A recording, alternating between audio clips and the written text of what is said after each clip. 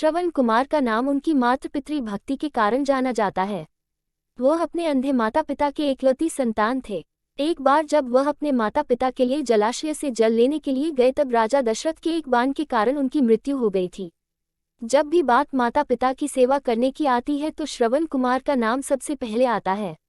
ये बात त्रेतायुग की है, जब भगवान राम के जन्म से थोड़े समय पहले श्रवण कुमार नाम का एक लड़का था।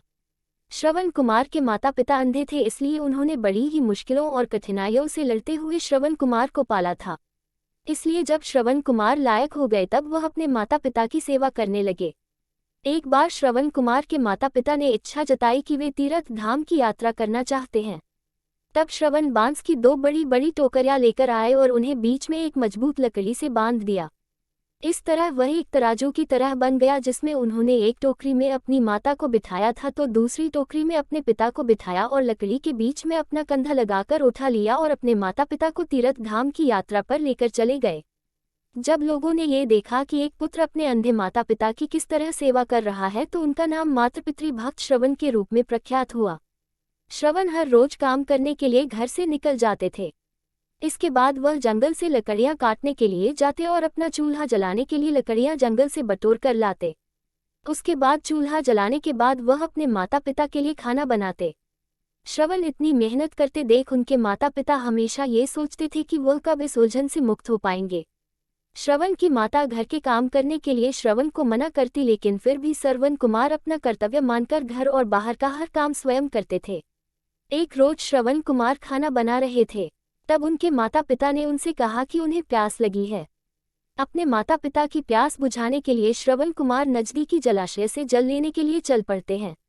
जब श्रवण जलाशय से जल भर रहे थे तब उनके बर्तन से ऐसी आवाज निकल रही थी जैसे कोई जानवर पानी पी रहा हो।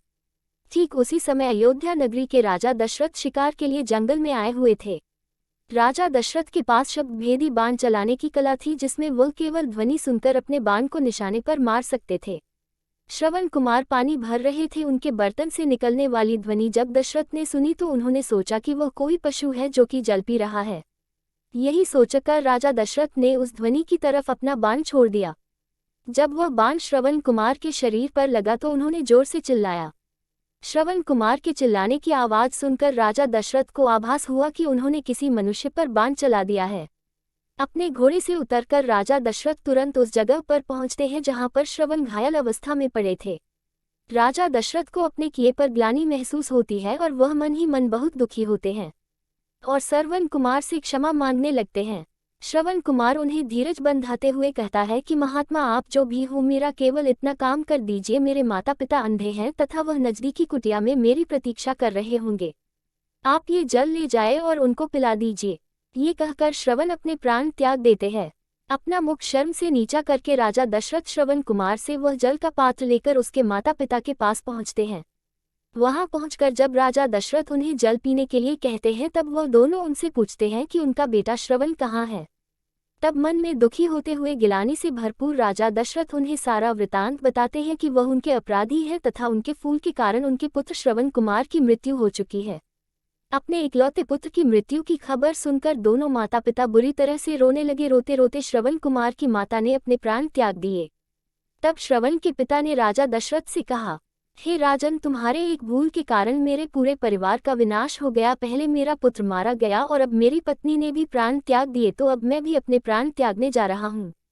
इसलिए मैं तुझे श्राप देता हूँ कि जिस तरह आज मैंने अपने पुत्र के वियोग में अपने प्राण त्यागे हैं, उसी तरह तू भी भविष्य में एक दिन अपने पुत्र के वियोग में प्राण त्याग देगा। राजा दशरथ को ये श्राप देते हुए श्रवण के पिता भी अपने प्राण त्याग देते हैं। उसके बाद मैं दुख और ग्लानि से भरे हुए राजा दशरथ उन तीनों का अंतिम संस्कार करते हैं।